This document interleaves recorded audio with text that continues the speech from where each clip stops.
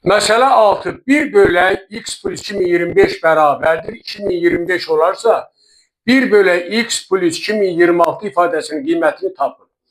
Deməli, bizdə verilir 1 bölək x plus 2025 bərabərdir 2025'e.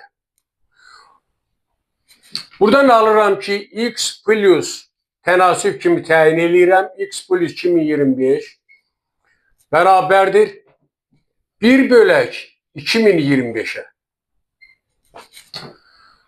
Və tələb olunan ifadəni yazıram. 1 bölək x plus 2026. Bu bərabərdir. 1 bölək 2026'nı yazıram x plus 2025 üstə gəl 1. Ayırıram 1'i.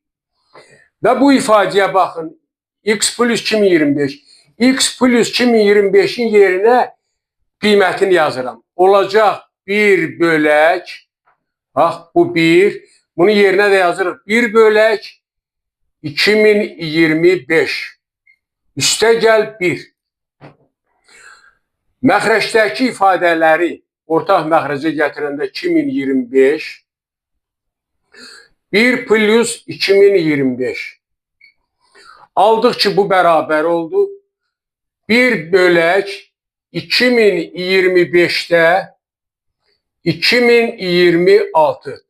Bunu da tərsi verəcək. 2025 bölünsün 2026.